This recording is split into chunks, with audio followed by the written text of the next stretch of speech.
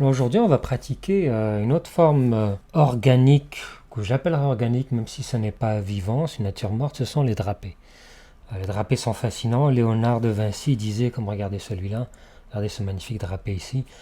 Léonard de Vinci disait les drapés, en fait, il faut les voir comme des paysages qui sont formés de vallées, de creux, de cavernes, de montagnes, et qui sont parcourus par la lumière qui ruisselle à travers ces paysages. Et c'est comme ça qu'il faut l'analyser pour bien le dessiner. Alors, guess what? Qu'est-ce qu'on va faire? On va dessiner des drapés. Il y a deux ou trois choses à savoir et à retenir sur les drapés. Okay? La première, c'est que il y a au moins un point de tension, un endroit où le drapé est accroché, ou si on pense à un habit par exemple, l'endroit où il s'appuie sur l'épaule, ou l'endroit où le coude crée un point de tension. Donc ça aussi, ce sont des drapés, les habits, les capes, les manteaux, les chemises, la manière dont ils vont s'adapter et se mouler. Donc la première chose, c'est le point d'appui, le point de tension, qu'on appellerait. Le deuxième, c'est la gravité. Ça sculpte le drapé. Vous voyez qu'on sent la gravité sur ce drapé ici. Et finalement, la texture de ce drapé-là. Donc là, la manière dont ça a été peint, ça, l'artiste s'appelle Saatchi.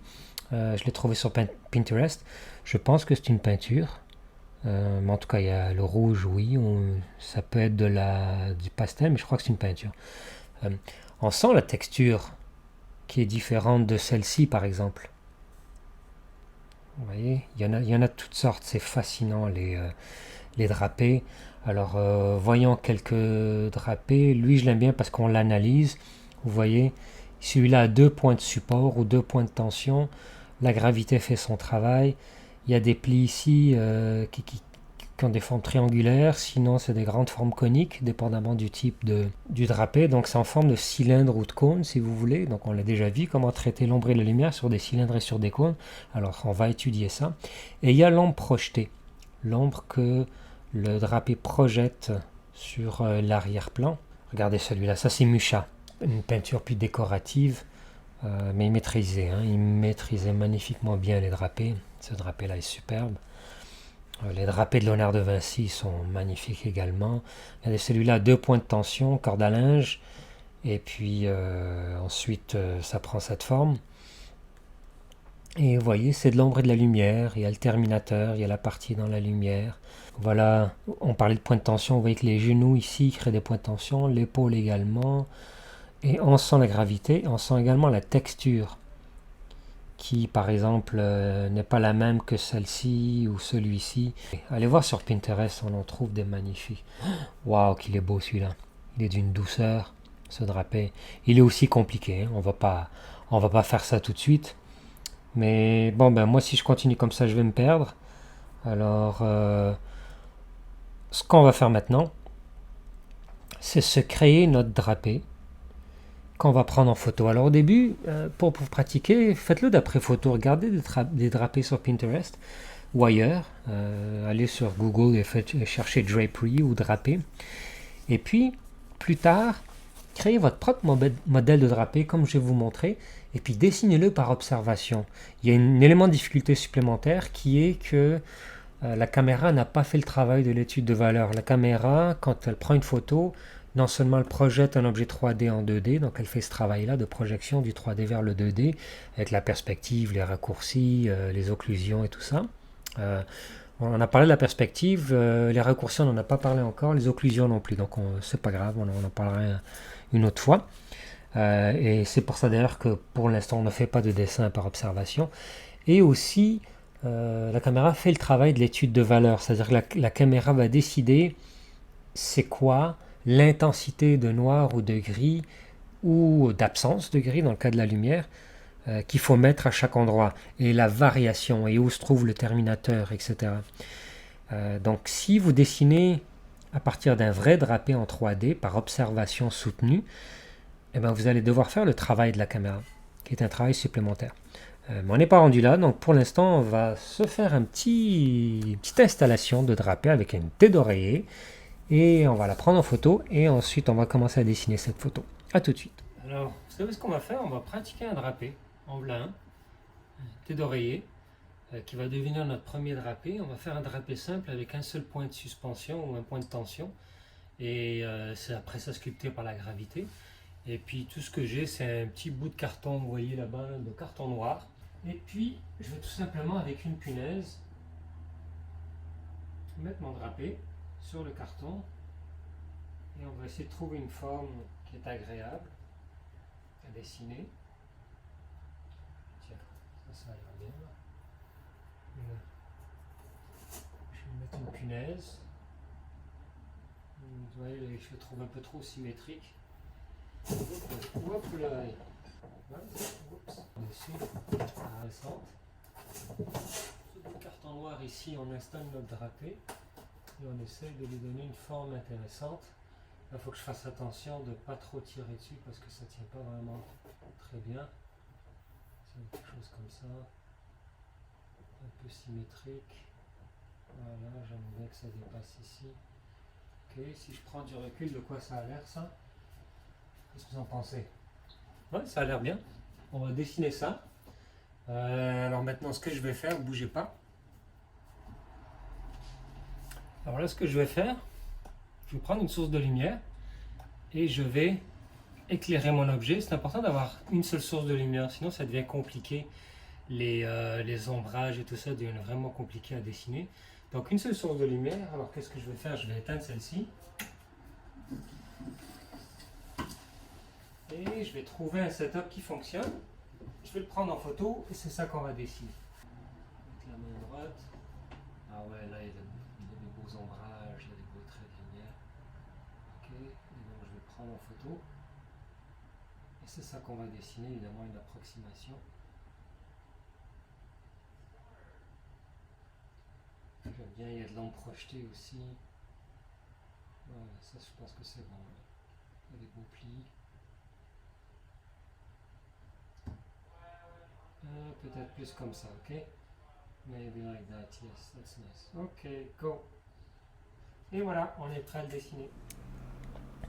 Bon alors, j'ai pris 4 photos et on va regarder ensemble laquelle on garde, laquelle on a envie de dessiner. Celui-là, je l'aime bien.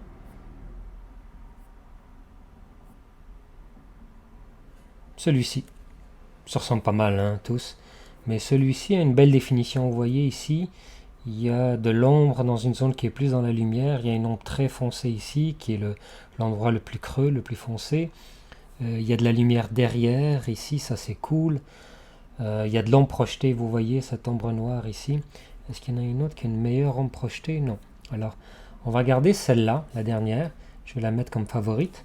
Et c'est celle-là qu'on va dessiner au graphite, en l'analysant tout simplement, puis en réalisant qu'il y a beaucoup de cylindres qui deviennent des espèces de cônes un peu aplatis.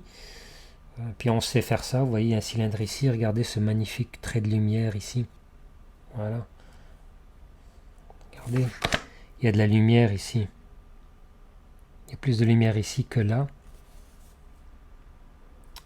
Il y a un bord de lumière ici aussi. Puis il faut faire attention à ça pour donner cette impression de volume. Vous voyez qu'ici, c'est plus arrondi. Cette partie-là, le côté droit, on va dire, du bord, est plus arrondi que ce côté-là, qui est plus franc. Et comment on rend ça? Il y a un dégradé d'ombre qui commence dans la lumière et qui s'en va vers l'ombre. Tandis qu'ici, c'est plus net. Il y a aussi des petits froissés. Vous voyez qu'ici, c'est plus arrondi aussi. Il y a un pli plus arrondi que celui-là ici. Alors tous ces détails-là, on va les observer puis essayer de les dessiner. En commençant d'abord par le croquis de base. Aujourd'hui, ce qu'on va faire, c'est tout simplement ce qu'on appelle le block-in, c'est-à-dire en fait les contours, les grands contours, les grandes lignes, mais incluant les terminateurs, c'est-à-dire là où se termine l'ombre, là où se termine l'univers de l'ombre et où commence l'univers de la lumière. Il y a quelques terminateurs comme ça qu'on va dessiner. Alors à tout de suite. Ok, alors pour dessiner ce drapé, je l'ai mis devant moi, en face de moi. De quoi on va avoir besoin? On va avoir besoin de plusieurs crayons. Alors j'aurai besoin d'un crayon 2B. Alors ça c'est un crayon gras. Ça va être pour l'univers de l'ombre, surtout. Ensuite, un HB.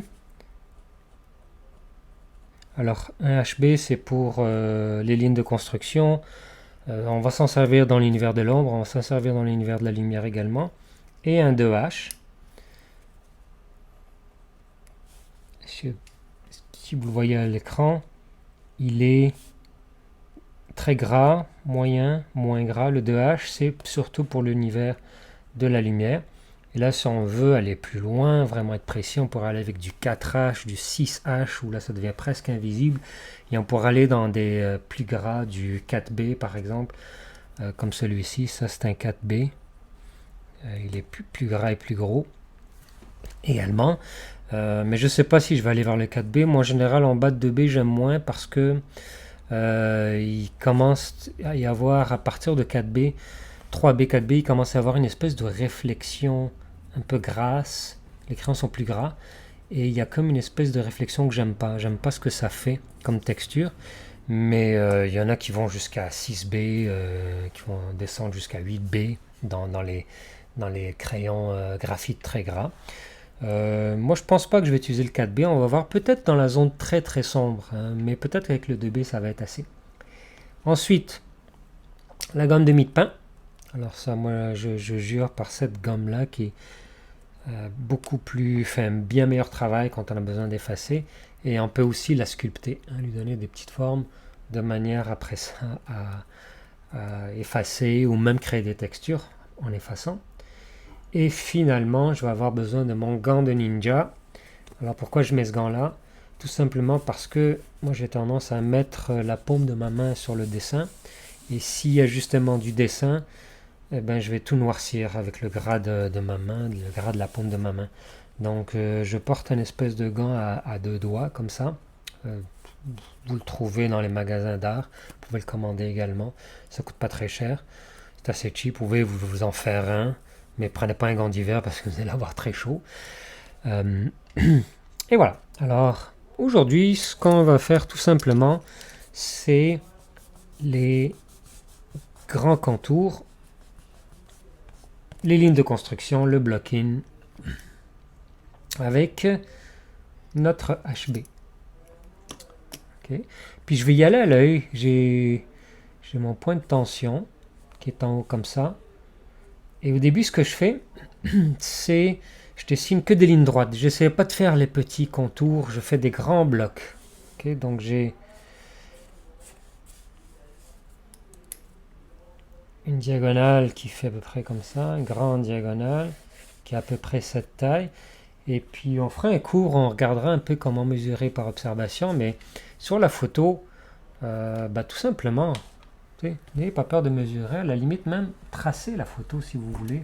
Ça ne me dérange pas, moi l'idée c'est ne le signez pas après, ne dites pas que c'est une œuvre originale si vous avez tracé.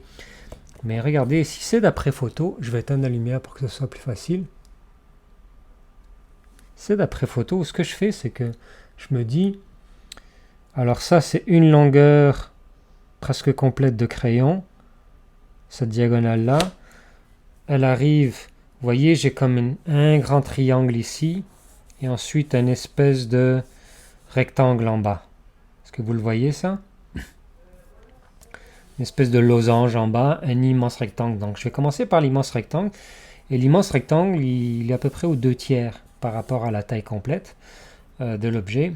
Je peux aussi me dire la hauteur c'est un crayon et des poussières.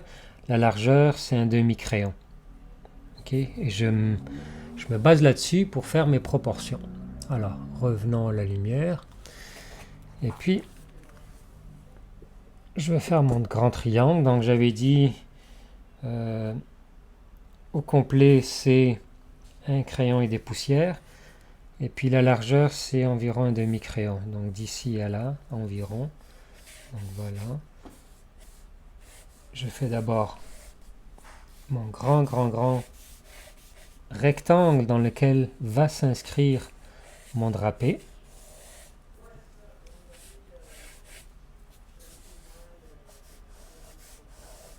Oups, là je me suis trompé, vous voyez j'ai utilisé un 2H, ce qui fait que vous ne voyez pas grand chose. Je vais retourner à mon HB. petite erreur de ma part. Donc je fais d'abord, ah c'est mieux, hein, HB. Je fais d'abord mon grand rectangle à l'intérieur duquel va s'inscrire, c'est comme un cadre, duquel s'inscrit le drapé. Ensuite, je sais qu'environ un tiers du bas, le grand triangle se termine.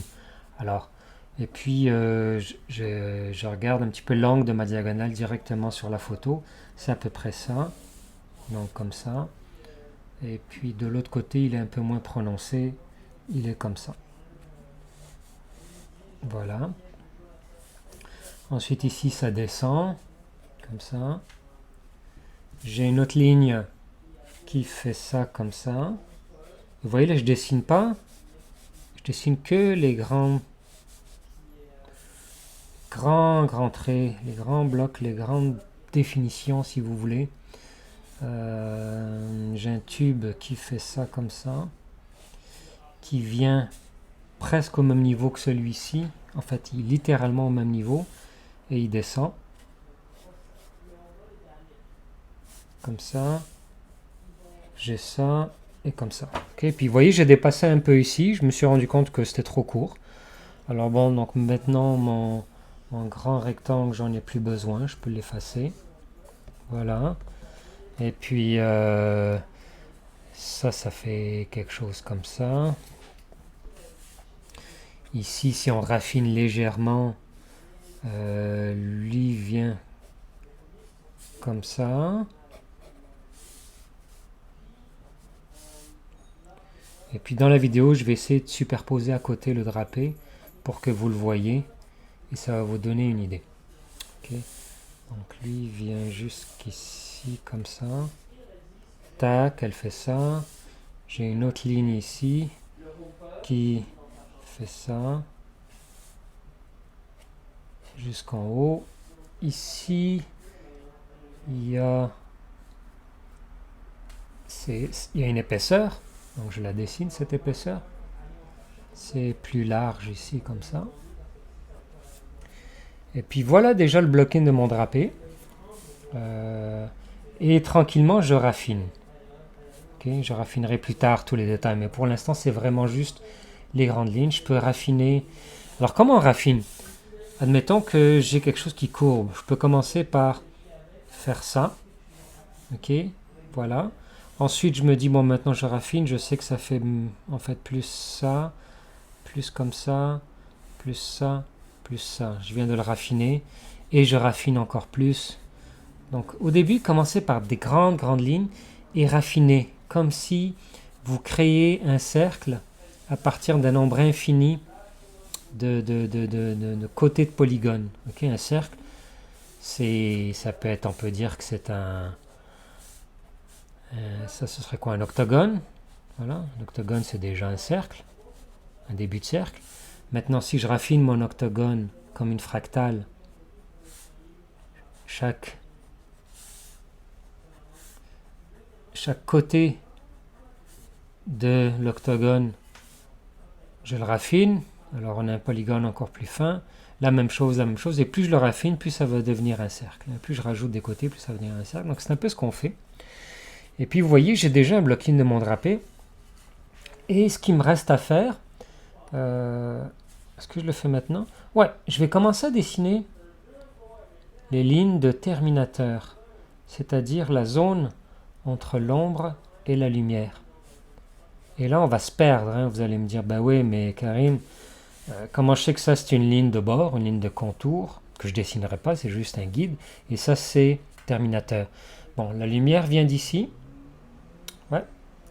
Alors, on va tout simplement, rapidement, le hachurer dans la direction de la lumière. Et comme ça, on sait que ça, c'est la zone, c'est l'univers de l'ombre. Et que de ce côté-ci, règle générale, c'est l'univers de la lumière. Pour savoir vraiment où se trouve le terminateur, plissez les yeux. Si vous plissez les yeux pour qu'ils soient tout petits, vous allez voir moins de détails.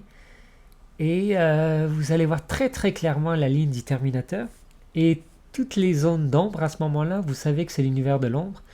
Et des zones Et comme sur les bords dans la lumière, vous n'allez plus les voir.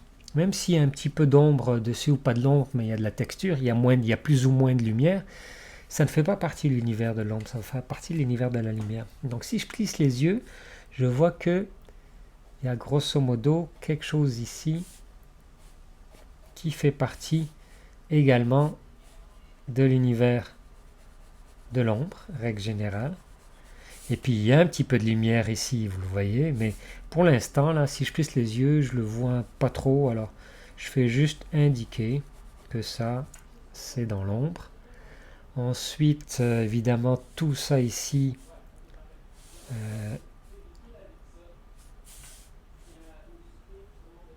j'ai ça comme ça, qui vient jusqu'ici. Là, je plisse les yeux hein, pour le voir, qui vient environ jusqu'ici, qui fait ça, et qui monte. Et puis là, je me casse pas la tête, je sais que ce côté-là est bien moins foncé que ce côté-là, mais c'est tout dans l'univers de l'ombre. Alors, je le hachure complètement. Pas fort, juste pour me donner des guides, pour m'indiquer que, euh, que je suis dans l'univers de l'ombre. Tout ça ici. Et je sais que cette partie-là est beaucoup plus ombragée. Mais pour l'instant, c'est pas grave. Puis je dépasse. Hein, we don't care.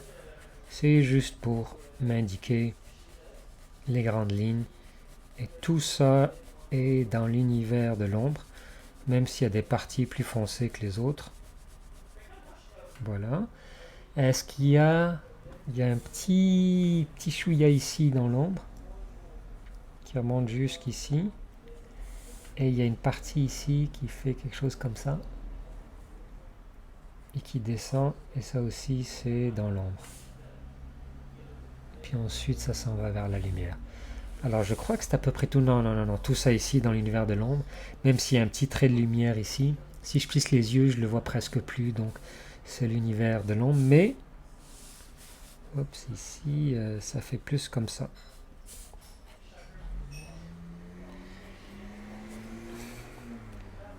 Il y a une partie ici qui est dans la lumière. Et puis, tu sais, mes proportions ne sont pas exactes, mais c'est pas grave, c'est un drapé. C'est un drapé. Ici, j'ai ça qui fait comme ça. Voilà. Donc, j'ai tout ça dans l'univers de l'ombre. Tout ça ici. Tout ça. Mais pas ici. Ok. Ouais, ça commence déjà à avoir un petit peu d'allure. J'ai un petit peu d'ombre ici. Comme ça. Voilà. J'ai de l'ombre là. Et ensuite, j'ai l'ombre projetée. Que elle aussi, je fais en blocking, c'est-à-dire des grands traits pour l'instant. Ok, comme ça. Ça fait quelque chose comme ça. Et puis ça va jusque là. Donc tout ça, c'est de l'ombre.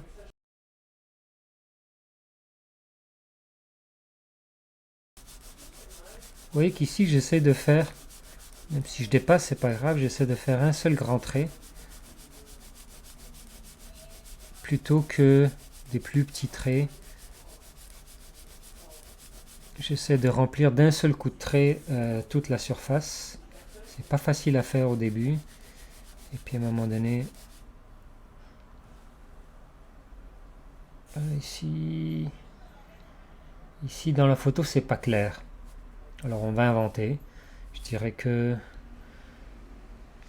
ça vient comme ça, quelque chose comme ça. Tiens, voilà.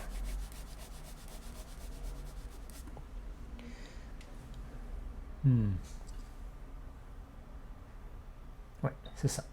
Voilà. Parce que cette partie-là, en fait, elle est beaucoup plus en avant. Et elle fait quelque chose comme ça. Et tout ça ici dans l'univers de l'ombre. Et comme elle est beaucoup plus en avant, l'ombre projetée est ici en fait. Et voilà. Donc terminé pour aujourd'hui. C'est assez. On a quand même fait pas mal de choses. On a installé notre première nature morte, un drapé, avec un point de tension. Si on a tracé nos lignes, vous voyez ici, ça c'est pas bon. En fait, cette forme-là est vraiment importante, les formes extérieures. Parce que si on les fait mal, on ne sentira pas la gravité qui tire dessus. Ici, je vais raffiner un peu. Ça fait ça. Ensuite, ça fait ça. Et ça remonte. C'est bon? Donc, qu'est-ce qu'on a fait? On a créé notre première nature morte. On a projeté une lumière dessus. On l'a prise en photo. Et d'après la photo, on a dessiné les contours. Soit ce qu'on appellerait les lignes des contours qui sont en fait des choses qui n'existent pas, les lignes des contours. Si vous regardez votre drapé, c'est pas une ligne, c'est une courbe là, c'est le drap, c'est le thé d'oreiller qui s'enfonce puis qui revient, donc c'est des vallées, c'est des paysages. Mais ces lignes-là, on va pas les dessiner, on les trace pour notre block-in, ça sert de guide. Et donc on a fait ça un peu partout. Et ensuite, en plissant les yeux, on a vu où se trouvait l'univers de l'ombre et où se trouvait l'univers de la lumière. Et on l'a dessiné schématiquement, en gros, en indiquant par des hachures sommaires la partie de l'univers qui est dans l'univers de l'ombre et la partie qui est dans l'univers de la lumière. Et c'est assez pour aujourd'hui. On se voit au prochain cours. Alors bon dessin. Donc voilà. Alors faites votre premier drapé, installez-le, prenez-le en photo avec une source de lumière. Et puis faites le block-in comme on vient de faire. Alors bon dessin. Surtout amusez-vous bien.